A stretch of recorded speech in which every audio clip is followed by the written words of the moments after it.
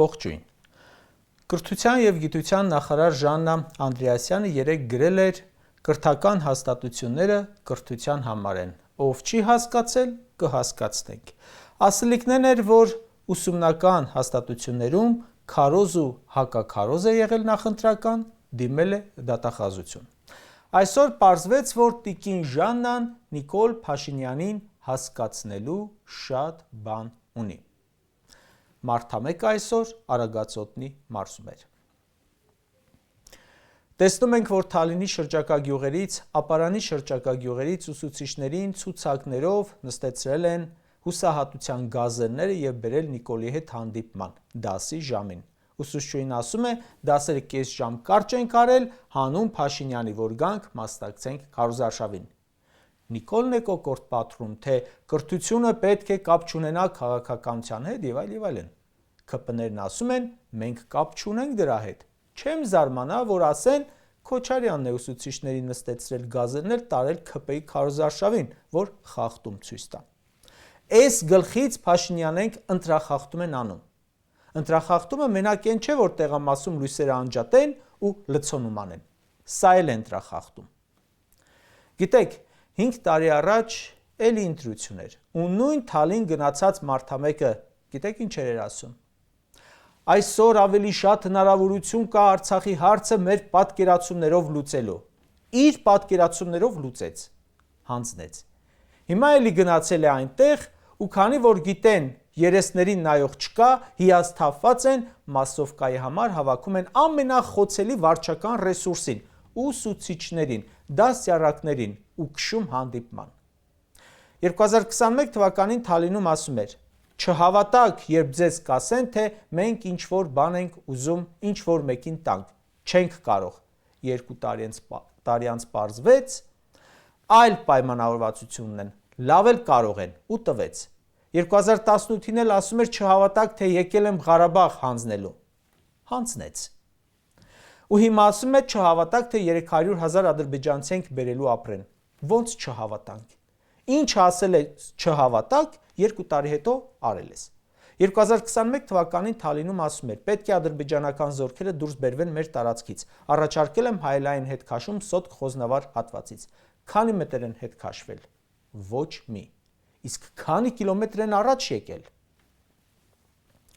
Երեք թափառախումբը Երևանում Հայաստանի փոքրացված քարտեզներ բաժանում, ով էլ չէր վերցնում, ընդդիմանում էր, հետը վիճում էր։ Քաղաքացին Փաշինյանին ասում է. դուք հանձնել եք Արցախը 5000 տղաների մահվան առաջին պատասխանատուն եք։ Սա կատաղում է, 5000 թիվը որտեղից։ Դուք այդ ստահակների բառապաշարից եք վերցնում, ասում է, ձեզ քիչ է զոհերի թիվը։ Ու շարունակում է, թե այդ զոհողությունների արդյունքում մենք պետություն ու անկախություն ենք ստացել։ Նախ ուզում եմ հարցնել, զոհողությունների, զոհերի արդյունքում ինչ պետություն ենք ստացել։ Այն, որ ըստ քեզ մի հոգուց է կախված ու կարող է էլի սեպտեմբերին պատերազմ տեսնի ու պարտվենք, էտա ձեր թողած պետությունը։ Բայց հիմա եկեք հասկանանք, թե ովքեր են Փաշինյանի ասած ստահակները։ Զոհերի թիվը անընդհատ ՔՊ-ն շահարկում է, չի հրապարակում, բայց երբ խոսում ենք 5000 մեր եղբայրներին զոհելու մասին, ասում են, ինչ եք թիվը շատացնում, ուզում եք շատ զոհվեին, դժգոհեք, որ 5000 չէ։ Գիտեք, անցնող տարիները եկան ցույց տալու, որ զոհերի շատ լինելը Նիկոլին էր ձեռնտու։ Նա հնարավորություն է ունեցել պատերազմ կասեցնելու, չի արել։ Պատերազմի ժամանակ 2 անգամ հնարավորություն է ունեցել կանգնեցնելու, դարձյալ չի արել, ու մենք ամեն րոպե զոհեր ենք ունեցել։ Եթե հնարավորություն է ունեցել դադարեցնելու ու չի արել, ուրեմն ցանկացել է զոհ տալ։ Ու հիմա հրաժարվում է հրապարակել զոհերի անունները։ Ինչու չեն հրապարակում։ Մեկ պարզ պատճառ ենք տեսնում, որովհետև իրենց հրապարակած թիվը ու այն ցինիկ ձևակերպումը +- 50 իրական թիվը չէ։ Մեր տղերքին տարել զոհել եք ձեր հրահրած պատերազմում, արժանի չեն այ բնական ցանկով հրապարակվելու անունները։ Անուններն եք, չէ, կարդացել, նստեցրել ավտոբուս վայնկոմատի մոտից, տարել եք, զոհել եք, բա անունները հրապարակեք, տեսնենք այդ ովքեր նահատակվեցին, որ քեզ չասեն դավաճան։ Բայց մեկի ասում են ամեն օր։ Երեկ էլ մի արժանապատիվ քաղաքացի ասաց ու մոր աչքի առաջ լիքը պարեկներով լցվեցին վրան, ձեռնաշխտաներով տարան։ Հիմա սրիկայությունը ո՞րն է։ Պատերազմի զոհերի թվի մասին վեճը ունի մեկընդմիշտ լուծելու տարբերակ։ Եթե իշխանությունը ճիշտ է, իսկ ընդդիմությունը սխալ, իշխանությունը ընդամենը պետք է հրապարակի զոհվածների ամբողջական, պաշտոնական, անվանական ցուցակը։ Իրենց մոկոնած պատերազմի զոհերը սրանց համար պարզապես թվեր են։ ՔՊԻ-ի համար տակը չկա ճակատագիր։ Թիվը հեշտ է կուլ տալ,